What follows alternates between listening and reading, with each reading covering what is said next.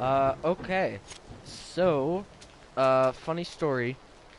You know Sony, you know PlayStation, things take forever to update.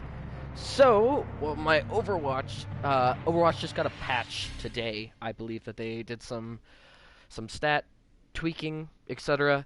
So, I am gonna be starting a new file on Symphony of the Night. Da da da da.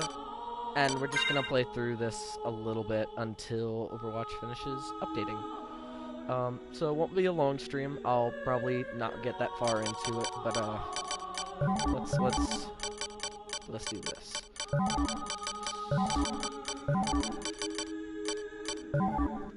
And okay. So if you didn't know, I am a huge Castlevania fan, like gigantic. And Symphony of the Night, while being one of my favorites, not my all-time favorite, but not bad. Like, I see why it's a lot of people's favorite Castlevania and favorite games of all time. So, this game is... I think it's kind of dated, honestly, at this point, but I think it's also aged well at the same time, which is... It's kind of weird. Like, the visuals and the music are fantastic, but at the same time, you look at, like, the voice acting and some of the mechanics that should be, like, they could have been easier. Like, for example, my favorite Castlevania game as of now is Aria of Sorrow on the Game Boy Advance, and it was obviously a handheld game, but they had an option where you could go into your inventory and get potions. I just got a comment, hold on. Salve. I don't know what that means. I think it's Spanish. I'm sorry, I don't know what that means. Oh,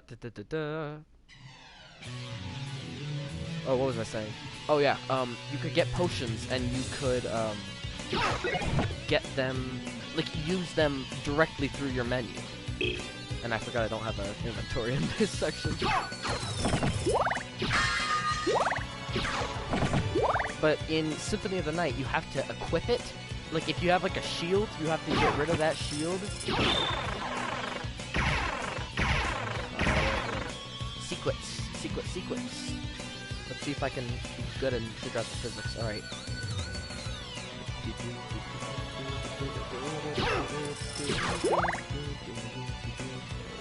Also, if anybody ever tells you that a Castlevania has a bad soundtrack, just don't believe them.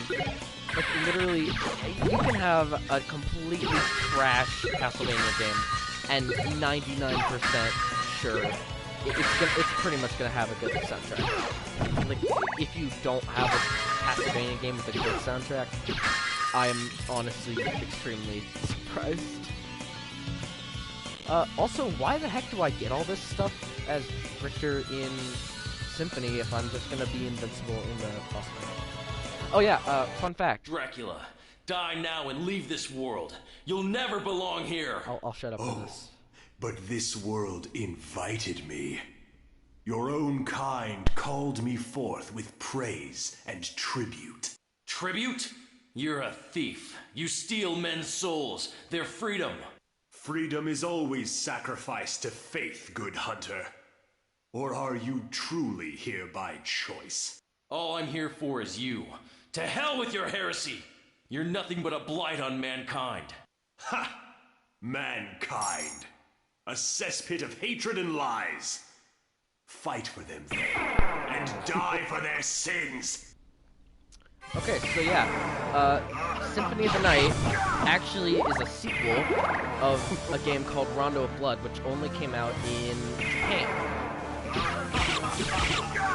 And it's strange because this game is, I mean, it's still Castlevania, let's be honest, but it's actually extremely different from the other. Like, the prequel is so much different than the sequel. Because this version of Castlevania on the PlayStation 4, the Requiem collection, comes with Rondo of Blood translated into English also. Ah, I'm bad. It's been a while. But Rondo of Blood is so linear. It's like level based, and you just go from level to level to level, and it's hard. And Symphony of the Night is totally different and was revolutionary, which is fine. Like, I love it, but it was such a departure from the game, and yet they still called it a sequel. And I don't know. That just feels a bit weird to me. I'm gonna lose all my health, so I'm just gonna. There's Maria. I'll lend you my strength. Who, honestly, you don't see her like this for much longer, and you won't understand that now, but if you know anything about this game, you'll understand it. But she was in Rondo of Blood.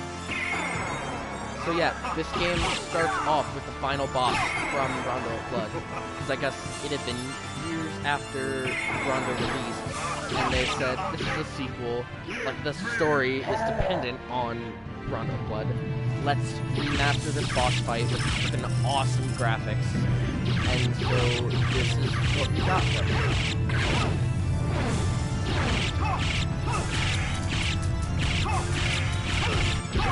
Dwelling on him.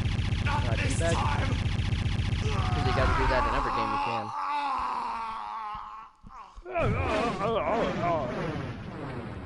Yeah, there you go. Memories of prom. Count Dracula had risen with the aid of the Dark Priest Shaft to menace humanity once again. The legendary vampire Richter Belmont stood against him and at last brought him down. However, 4 years later, on a glaring full moon night, Richter mysteriously vanished. Maria Renard set out to find him, but knew not where to begin. It was then that fate intervened. Castlevania, the Castle of Dracula, rumored to appear once every century, suddenly materialized from the mist, as if to show her the way. Meanwhile, powerful forces struggled for the soul of a man named Alucard. He who had once fought alongside Trevor Belmont against his own immortal father, Count Dracula himself. To purge the world of his own cursed bloodline, Alucard had submerged his vampiric powers and fallen into what was meant to be eternal slumber. But now, he awakens to the cackles of evil and cries of the innocent. The eternal battle of good and evil has come full circle once more. Dracula's castle beckons for you. And no man can say who will emerge victorious.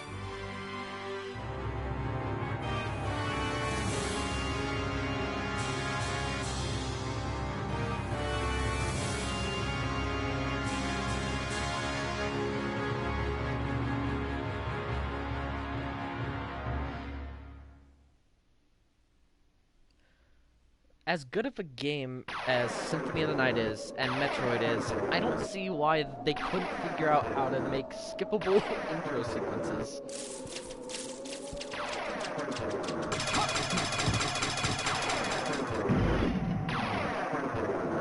Give me a second, let me check my comments. No skip. Oh, hello Dylan. So sad. So this is after the events of the Netflix anime. Yeah, okay, the anime is a recreation, I guess not a recreation, it's like a different take on the story of Castlevania 3. So, Castlevania 1 starts off with Simon, who's in Super Smash Bros. Castlevania 2 also has Simon, and that's like a direct sequel. Castlevania 3 is a prequel, and it follows Trevor and Sypha, and I think they are Simon's grandparents? Question mark. It might be they might be his parents. I don't know. I think they're grandparents. But this is Symphony. So Richter Belmont, which is the guy I just played as, is also in Super Smash Bros. And he is, oh lord, he's far down the line of descendants. I don't even know where he is, but he is basically... Oh lord, I just realized, did none of what I just said come through the stream? I don't think any of it did. Oh man. I'm really hoping it didn't. Okay, I'm just gonna run through it really quickly then. Really quickly, yes, this is after the Netflix anime, after what happens. So, the Netflix anime is based on the third game, which is a prequel to the first game. It did go through. Okay, I pulled up, I was reading the comments through, like, my side menu, and I wasn't sure if it came through. Okay, yeah, so basically, this game has Richter in it, and the whole, spoilers, it's not that big of a deal. The whole idea is that Richter has been missing, and you have to find him. So he is in this game, and he is a character, you just don't play as him. And I think Richter is Simon's like distant grandson or something like that. Hey, look at my health. That's nice. I don't know. But basically, the guy I'm playing as right now, if you didn't know, is Alucard, who is Dracula's son, and you know that because it's Dracula spelled backwards. And if you didn't know that, I'm sorry, because I think you have the big dog. And there's actually a secret in here. I forget, can I not get through this? Okay, I just had to destroy it again. Looks like my Overwatch is almost done updating, so as soon as I find a save point, I'm probably gonna quit and get rid of that screen. So the whole thing with this, the beginning of this game, is we just had like the ending of the last game with Richter, and it was a remake. And then this game starts off, that was you start off with Alucard, and you are going through, and you are basically, like, you're half vampire, basically. You're Dracula's son, you've got all these cool powers, and then this is death. Alucard, what is your business here? I've come to put an end to this. Ever the insolent boy. But there will be no games here. If you will not behave, be gone. I will do neither. Step aside, old man. Such arrogance. Very well. But I shall see you very soon. And then he steals all your crap. So you're back to the beginning. You have no armor, no weapons, no, like, sick double jump or spells, or you have no weapon, you got a punch. So yeah, you are basically, like, as weak as you can be right here. You've got, weapons, like different potions, things you can eat that'll heal you, you know, lots of stuff. Relics give you all these special abilities, lots of cool stuff. So yeah, Castlevania, this is the first game that started the whole Metroidvania subgenre, I guess it would be called. So this and Super Metroid are the reason why we have Metroidvania. And, I mean, this may not be my favorite game, but that doesn't mean it's not fantastic. Like, I like Aria of Sorrow better personally, but a lot of people don't, and that's fine, that's respectable. And I'm bad at this game, so that's cool. I have gotten, for anybody that knows what the reverse castle is in this game, I've gotten there, and I can't get past those freaking Black Panther things. Those are just too tough. So I'm not total trash. I'm kind of semi-trash at this. Cube of Zell. I forget what that does. It's like something super basic. Oh yeah, okay. It causes like mob drops. I think it is. So I think if you kill enemies, they have like a random chance of dropping items. I think that's what the Cube of Zell does. And you can turn it off. I don't know why you do that, but you can. Okay, yeah, this is a spawn point.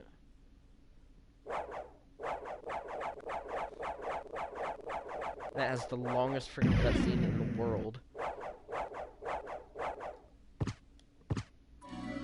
And my Overwatch is not done yet, so I'm gonna keep going.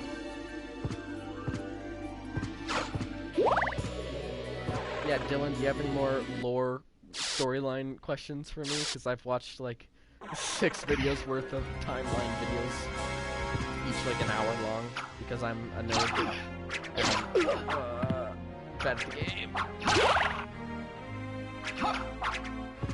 Don't. Frick. I'm so rusty at this. The worst feeling is like, having a game that you love and play all the time, and just going back to it after months and just sucking terribly at it. Okay, at least I'm level 3 now.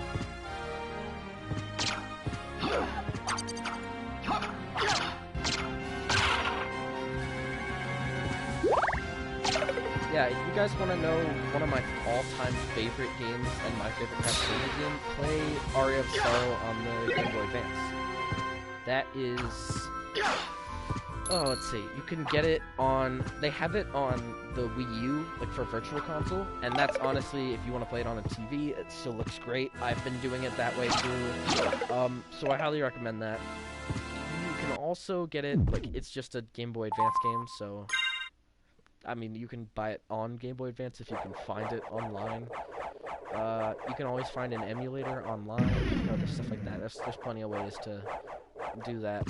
I found an Etsy creator that made a custom GBA game cart that has Aria of Sorrow, but it also has the other 2 Game Boy Advance Castlevania games, that being Circle of the Moon and Harmony of Destinies. And I don't think anybody would disagree with me when I say that Aria is the best one out of those 3. The other 2, it's so weird because they're all Game Boy Advance games, and they're all like Castlevania, and they're all this open world, non-linear style that Symphony of the Night started, but they all feel so different. Because like Circle of the Moon feels like it's a little bit off. It's got a totally different style. It's a lot more aesthetically, I don't know, I guess involved would be the right word. So like they have sound effects for everything. When Aria of Sorrow, they still have sound effects. They still have fantastic music and good sound design, but they don't like the jumping and the falling sound is the same sound effect, and you know, you can tell that they tried to put more world building and more experiences into Circle of the Moon. And I think that's because, if I'm not wrong, I think that was the first one that released on Game Boy Advance. So that would make sense. Harmony of Dissonance, they tried to go for a retro thing, so they tried to do like like the soundtrack, not even necessarily. Oh, I did the wrong thing. Don't poison me again, please. Forgot how to do this puzzle. Oh, there we go. Stop!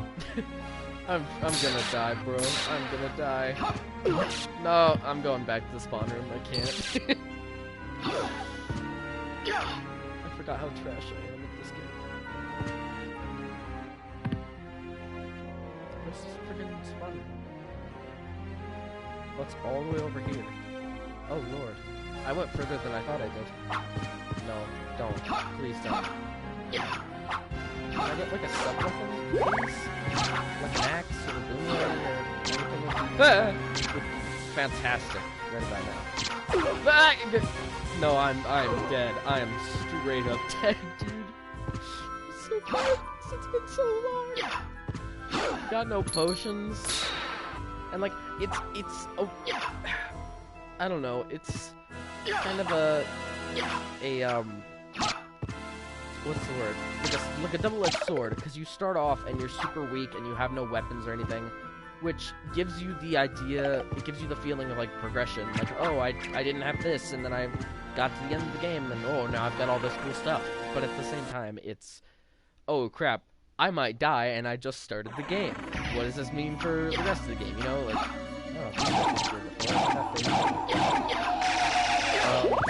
and it's like, I just don't do that. Don't! Don't! With your drippy knife, get that away from me. But it's like, I just started the game, and I'm at 19 health out of like 70-something. So, I mean, Castlevania is hard. This is not the hardest Castlevania game. Like, play Castlevania 3, and you will know this is definitely not the hardest one. But, it's not easy either. You gotta have a good grip of how the mechanics work and stuff like that, so. Yeah, okay. My Overwatch just stopped, or just finished the, I'm bad with words. Just finished updating. So, I, good sir, am going to switch the stream over to that and join the rest of the group. But, yeah, Castlevania Requiem, I think only like $40, and it's on the PlayStation 4 store. A good collection, honestly. 2 fantastic games. One of them very difficult and very challenging, but very rewarding. And like a good classic Castlevania game, and it's nice and linear. It's level by level. And the other one is Symphony of the Night, which is Symphony of the Night. Like, you can't go wrong. So, you know, it's up to you. It's got all these nice options if you want any of them. You can change the language of the voice, which I know Jagora would be a huge fan of, Mr. Japanese man over there. Yeah. Turn on scan lines, interlace. Oh lord, I hate that. Sprite smoothing, which in this I'm viewing it as like a on a big projector, so I'm not a fan of it, but a lot of people like the sprite smoothing. So I mean, you do you. And then Rondo of Blood. Oh yeah, Rondo of Blood has it was a different console. It wasn't on PlayStation 1 like Symphony was, so it has, you know, a different config thing, but no, it's actually a really nice little collection here. So, highly recommend 2 fantastic games. If you've never played Symphony of the Night, please, you need to play Symphony of the Night. If you don't play another Castlevania, play 2 of them. Play Symphony and play probably the original one, I guess? I don't know. Play Castlevania 1 on the Nintendo Entertainment System on the NES, and then play Symphony of the Night, and you can see how much this series has changed. And screw these crows, by the way. I'm in Rondo of Blood now. And Lord almighty, I hate these crows with a burning passion. Stop!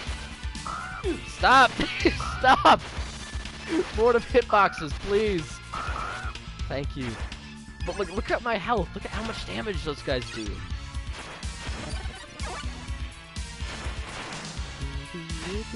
I did a sick backflip there. Bet you can't do this, crow. Can you? Alright, I'm screwing around now. Oh boy, alright. Over to Overwatch we go. I'll see you in a few.